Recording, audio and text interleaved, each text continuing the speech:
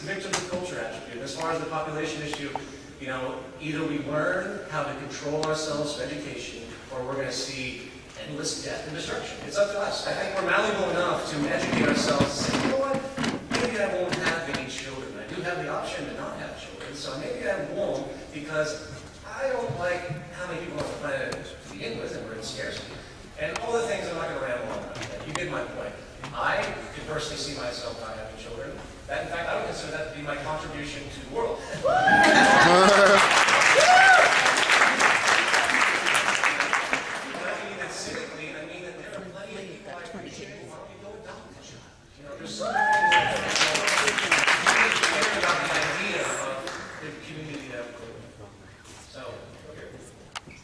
Good evening. I want to first tip my hat to everybody that's being very brave up on stage. Public speaking it's absolutely nerve-wracking. I think it's right between a death of drowning and snake bites. A lot of props to you up there. I have two questions. One I think is going to answer itself. The first question is, you brought up James Gilligan. I'm very glad you did.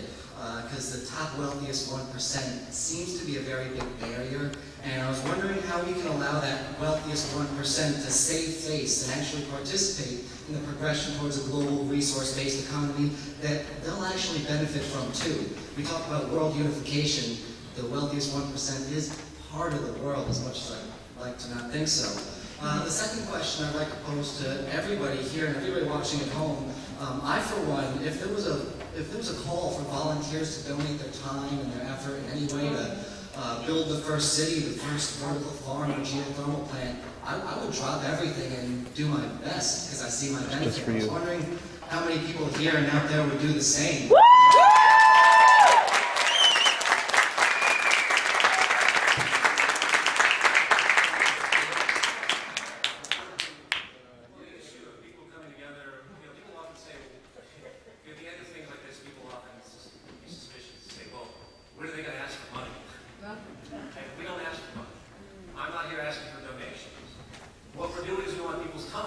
Well, we all have to survive, we all have to get money somehow.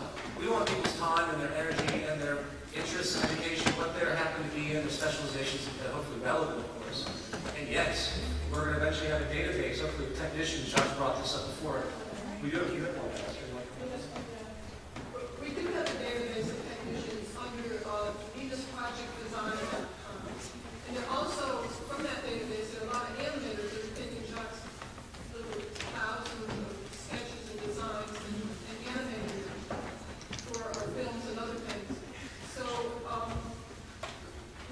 in this culture, we do need funds, unfortunately, to do it for a city, and we don't have them. Not to do it the way we want to do it. We don't want you to hand to a city that really we won't progress that far that we're struggling with. We did that as a research center. But we really wanted it as a showcase to show people what the city could be doing. And within that first city, we want to have people working on the next city and making the technical upgrades, machines to be able to animate and to automate more so for the next city. So we're just not in the building stage yet. Although a lot of people want to do that, we're at the educational stage right now. People have to know about this. We can't just, as Peter said, bring the same people into a new city and we have the same problems. Peter, can I just say something? Peter? Yes. Sorry, yeah. At the Venus Project Design